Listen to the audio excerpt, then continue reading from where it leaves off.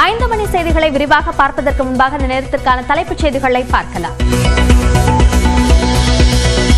மும்மொழி கொள்கை எதிர்ப்புக்கான காரணத்தை தெள்ளத் தெளிவுடன் விளக்கியுள்ளார் பிடிஆர் பழனிவேல் தியாகராஜன். பத்திரிகையாளர் கரண் தாப்பருக்கு பிடிஆர் அளித்த பேட்டி தொடர்பாக முதலமைச்சர் மு க ஸ்டாலின் பாராட்டு. இருமொழி கொள்கை தொடர்பான தனது பேட்டியை பாராட்டிய முதலமைச்சர் மு க ஸ்டாலினுக்கு அமைச்சர் பிடிஆர் பழனிவேல் தியாகராஜன் நன்றி. மக்களின் உரிமைகளை காக்கும் தங்களை பின்பற்றி நடப்போம் என்றும் எக்ஸ் பதிவில் நெகிழ்ச்சி. தேமுதிகவிற்கு மாநிலங்களவை சீட் தருவதாக கூறினோமா என எடப்பாடி பழனிசாமி கேள்வி. தேர்தல் அறிக்கையை படித்தாலே தெரியும் என்றும் பேட்டி. யார் சொன்னா நாங்க தான் சொன்னோமா? சொல்லுங்க பார்க்கலாம். நாங்க தான் சொன்னோமா? யாரும் சொல்ற கேள்வி எங்களை கேட்காதீங்க சார். நாங்க ஏதாவது வெளிப்படுத்தணுமா?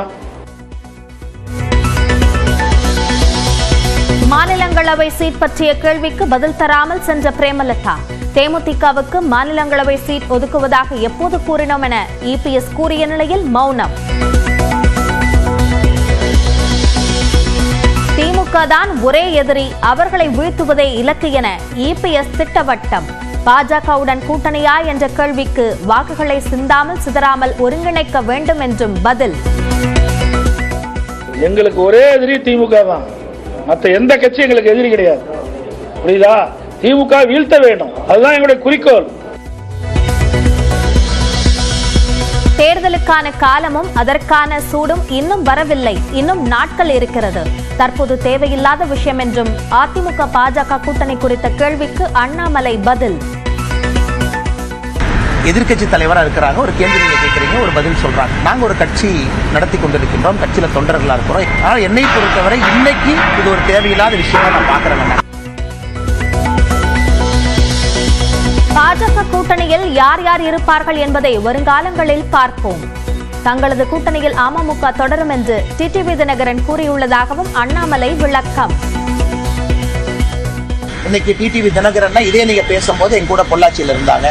அண்ணன் டிடிவி அவர்கள் பத்திரிகை சொன்னாங்க, வருகின்ற காலத்திலும் என்டிஏல தான் அமமுக பயணிக்கும்.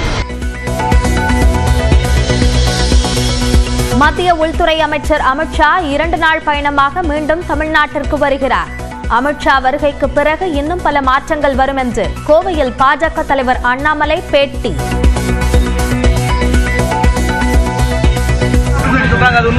அமித்ஷா ஜி இன்னும் 2 நாள்ல மறுபடியும் தமிழ்நாட்டுக்கு வர்றாங்க. அப்புறம் எத்தனை மாற்றம் வரும்? குற்றால அருவிகளில் குறைந்தது வெள்ளப்பெருக்கு. சுற்றுலா பயணிகள் குளிக்க 3 நாட்களுக்கு பிறகு அனுமதி.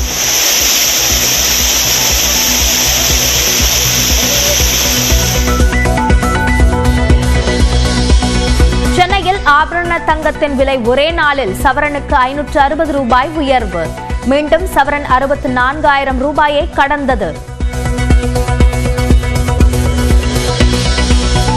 தொகுதி மறுசீரமைப்பு விவகாரம் தொடர்பாக நாளை அனைத்துக் கட்சி கூட்டம்.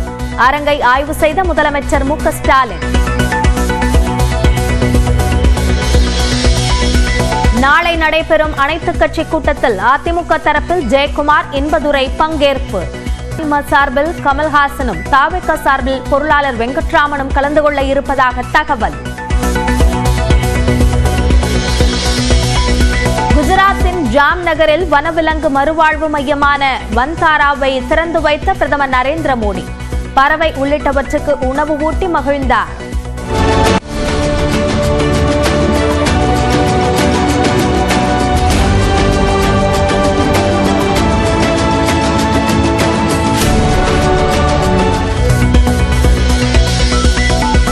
வன்தாராவை உருவாக்கிய அனந்த் அம்பானி மற்றும் குழுவினருக்கு பாராட்டுக்கள். தான் திறந்து வைத்ததை குறிப்பிட்டு எக்ஸ் தளத்தில் பிரதமர் நரேந்திர மோடி பதிவு. விழுப்புரம் மாவட்டம் மேல்மலையனூர் அங்காளம்மன் கோயிலில் மாசி திருவிழா தேரோட்டம். ஏராளமான பக்தர்கள் தேரை வடம் பிடித்து இழுத்து தரிசனம்.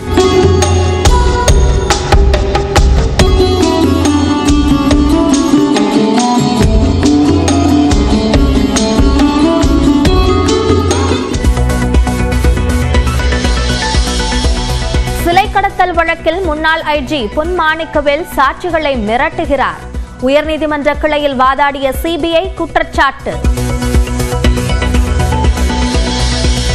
சீமானுக்கு எதிரான பாலியல் புகார் வழக்கில் தான் ஏமாற்றப்பட்டதாக நடிகை வீடியோ வெளியீடு. அசிங்கத்திற்குள் இறங்கி தன்னால் போராட முடியாது என்றும் வேதனை. அடுத்தது அவளை எவ்வளோ முடியுமோ அசிங்கப்படுத்து, அவளை எவ்வளோ முடியுமோ கொச்சப்படுத்து அப்படின்னு அந்த ரூட்டு தான் எடுத்துகிட்டு போயிட்டு இருக்கிறதுனால அந்த அசிங்கத்துக்குள்ளெல்லாம் இறங்கி நான் போராடணுன்ற அவசியம் எனக்கு கிடையாது. நாமக்கல்லில் தனியார் வங்கி கிளை மேலாளரின் மனைவி 2 குழந்தைகளுடன் கடன் தொல்லையால் தற்கொலை. கணவர் பிரேம்ராஜ் வீட்டில் இல்லாத நிலையில் குடும்பத்தில் சோகம். எத்தனை கேந்திரிய வித்யாலயா பள்ளிகளில் தமிழ் கற்பிக்கப்படுகிறது? மும்மொழி கொள்கையை வலியுறுத்தும் அண்ணாமலைக்கு திமுக நாடாளுமன்ற குழு தலைவர் கனிமொழி கேள்வி. லண்டனில் 8ஆம் தேதி சிம்பனி இசையை அரங்கேற்ற உள்ள இசையமைப்பாளர் இளையராஜாவுக்கு விசிக தலைவர் திருமாவளவன் நேரில் வாழ்த்து. பெயர் சொல்றது இலக்கணமே அதான். ஒரு பாடலை, ஒரு வெண்பாவை 2 முறை சொன்னவுடன் மோர்கண்ணத்துக்கு பாடமாகலைன்னா அது வெண்பாவே இல்லை. வெண்பா குறித்து திருமாவளவனிடம் விவரித்த இளையராஜா.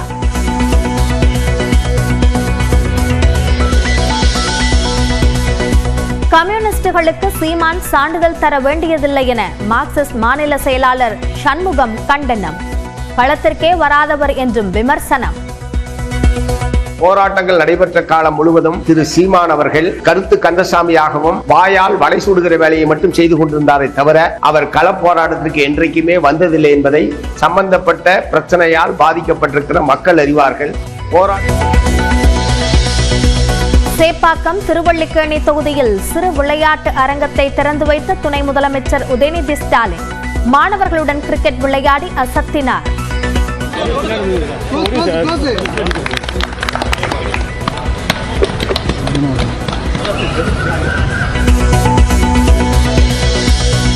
சாம்பியன்ஸ் டிராபி அரையிறுதியில் இந்தியாவுக்கு எதிராக ஆஸ்திரேலியா தடுமாற்றம். 37 ஓவர்களில் 6 விக்கெட்டுகள் இழப்பிற்கு 205 ரன்களை எடுத்து விளையாடி வருகிறது.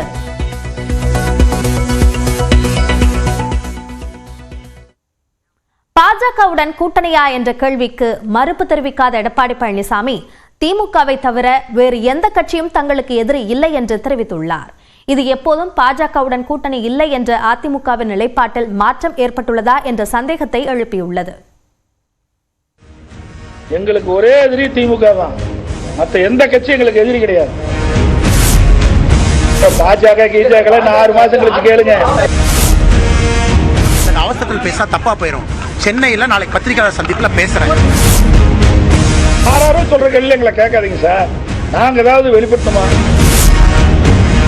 முன்னாள் முதலமைச்சர் ஜெயலலிதாவின் மறைவுக்கு பிறகு 2019 மக்களவை தேர்தலின் போது உருவான அதிமுக பாஜக கூட்டணி 2023ஆம் ஆண்டு செப்டம்பர் மாதம் முறிந்தது.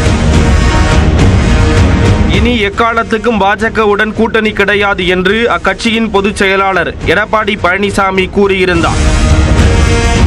இந்நிலையில் பாஜகவுடன் கூட்டணி அமைப்பது குறித்து தேர்தல் நேரத்தில் முடிவு செய்யப்படும் என்று அதிமுக பொதுச் செயலாளர் எடப்பாடி பழனிசாமி தெரிவித்துள்ளார். சேலத்தில் செய்தியாளர்களிடம் பேசிய அவர் திமுகவை தவிர தங்களுக்கு வேறு யாரும் எதிரி கிடையாது என்றும் கூறினார். எங்களுக்கு ஒரே எதிரி திமுக தான், மற்ற எந்த கட்சி எங்களுக்கு எதிரி கிடையாது. புரியுதா? திமுக வீழ்த்த வேண்டும், அதுதான் எங்களுடைய குறிக்கோள். ஓட்டுகள் சிதறாம, அந்த சிதறுகின்ற ஓட்டுகள்லாம் ஒருங்கிணைந்து திமுக வீழ்த்துவதுதான், மக்கள் விரோத ஆட்சி வீழ்த்துவதுதான் அண்ணா திமுக தலையாய கடமை. அதுதான் நாங்கள் வருகிற 2026 நடக்கும். பாஜக கீஜாக்களை 6 மாசம் கழிச்சு கேளுங்க. மேலும் தேமுதிகவிற்கு மாநிலங்களவை சீட் தருவதாக கூறவில்லை என்றும் அவர் தெரிவித்துள்ளார். யார் சொன்னா? நாங்க தான் சொன்னோமா? சொல்லுங்க பார்க்கலாம். நாங்க தான் சொன்னோமா? யாரும் சொல்ற கேள்வி எங்களை கேட்காதீங்க சார். நாங்க ஏதாவது வெளிப்படுத்தணுமா? தேர்தல் அறிக்கை வந்ததில்லை, நாடாளுமன்ற தேர்தல் வந்ததில்ல. தேர்தலில் என்ன வெளியிட்டோம் படிச்சு பாருங்க. அதிமுகவுடன் கூட்டணி இல்லை என்று தவேக கூறியதால் எடப்பாடி பழனிசாமியின் நிலைப்பாட்டில் மாற்றம் ஏற்பட்டுள்ளதா என மூத்த பத்திரிகையாளர் ஜென்ராம் கேள்வி எழுப்பியுள்ளார். ஒருவேளை 2024 போற முடிவுக்கு வந்திருக்கலாம். விஜய்க்காக காத்திருக்காமல் சட்டமன்ற தேர்தலுக்கு வலுவான கூட்டணியை உருவாக்க அதிமுக திட்டமிட்டிருக்கலாம் என மூத்த பத்திரிகையாளர் துக்ளக் ரமேஷ் கூறியுள்ளார். நடிகர் விஜய் அவர்களுடைய தலைமையிலான தமிழக வெற்றி கழகத்தோடு ஒரு கூட்டணி ஏற்படுத்துவதற்கான முயற்சிகளில் அதிமுக ஈடுபட்டு வந்தது. அதற்கு சாதகமான பதில் கிடைக்கவில்லை. பாஜகவுடன் கூட்டணி வைத்தாலும் வைக்காவிட்டாலும் பிரிந்து சென்றவர்களை சேர்த்தால்தான் அதிமுகவுக்கு தென் தமிழகத்தில் சரிந்த வாக்கு வங்கி உயரும் என்று பத்திரிகையாளர் லட்சுமி கூறியுள்ளார். எடப்பாடி பழனிசாமி வேலுமணி அவர்களுடைய இல்ல திருமணத்துக்கு வரல. அவர் நேரடியாக அவர் கலந்து கொண்டதை நான் பார்க்கல. ஒருவேளை நேற்றைக்கு அண்ணாமலை அவர்கள் போன போது அங்கிருந்த முன்னாள் அமைச்சர்கள் அண்ணாமலை அவர்களுக்கும் அந்த ஒரு பான் ஹோமியை நேற்று பார்க்க முடியுது. கட்சியில இருக்கக்கூடிய செகண்ட் ரேங்க் லீடர்ஸ் எல்லாருமே மீண்டும் பாரதிய ஜனதா கட்சியோடு கூட்டணி அப்படிங்கறதுல அவங்களுக்கு எந்த விதமான நெருடலோ அல்லது தயக்கமோ இல்லை அப்படிங்கறத நேற்று இருந்த அந்த பான் ஹோமி வெளிப்படுத்தினுச்சு. எடப்பாடி பழனிசாமியின் கருத்து குறித்து கோயம்புத்தூரில் செய்தியாளர்கள் கேள்வி எழுப்பிய நிலையில் நாளை மாலை 4 மணிக்கு சென்னையில் விரிவாக பதில் கூறுவதாக அண்ணாமலை தெரிவித்தார். அவசரத்தில் பேச தப்பா போயிடும். சென்னையில நாளைக்கு பத்திரிகையாளர் சந்திப்புல பேசுறேன். நான் எல்லா டீட்டெயிலா பேசுறேன். உங்களுக்கு மரியாதை கொடுத்தா நிக்கிறேங்க ஐயா. அவசரத்துல பேசுற சப்ஜெக்ட் இல்ல. நான் சென்னை போயிட்டு நாளைக்கு 4 மணிக்கு பத்திரிகையாளர் சந்திப்பு. ஏற்கனவே அதிமுக முன்னாள் அமைச்சர் வேலுமணியின் இல்ல திருமண விழாவில் அண்ணாமலை உள்ளிட்ட பாஜக தலைவர்கள் பங்கேற்ற நிலையில் எடப்பாடி பழனிசாமியின் கருத்து கூட்டணி குறித்த விவாதத்தை ஏற்படுத்தியுள்ளது. இந்நிலையில் அதிமுகவுடனான கூட்டணி குறித்து பேசுவதற்கான நேரம் இதுவல்ல என்று தமிழக பாஜக தலைவர் அண்ணாமலை தெரிவித்துள்ளார். கோவை விமானத்தில் செய்தியாளர்களை சந்தித்த போது நாளை இதுகுறித்து பேசுவதாக கூறியவர் அடுத்த சில மணி நேரத்தில் சென்னை வந்தபோது இதனை கூறினார். இன்னும் தேர்தலுக்கான காலமும் அதுக்கான சூடு இன்னும் வரல. வரும்பொழுது எல்லாம் பேசுவாங்க. என்டிஏ எப்படி இருக்கும், என்டிஏ அமைப்பு எப்படி இருக்கும். இன்னைக்கு டிடிவி தினகரன் இதே நீங்க பேசும்போது எங்க கூட பொள்ளாச்சியில் இருந்தாங்க. அண்ணன் டிடிவி அவர்கள் பத்திரிகை சொன்னாங்க, வருகின்ற காலத்திலும் என்டிஏல தான் அமமுக பயணிக்கும். அப்ப என்டிஏ வலிமை அடைஞ்சிட்டு இருக்காரு, எந்த மாற்று கருத்தும் இல்லைங்கன்னா. வருகின்ற நேரத்தில் என்டிஏ எப்படி இருக்கும், அதில் யார் இருப்பார்கள் என்று பேசுவாங்க.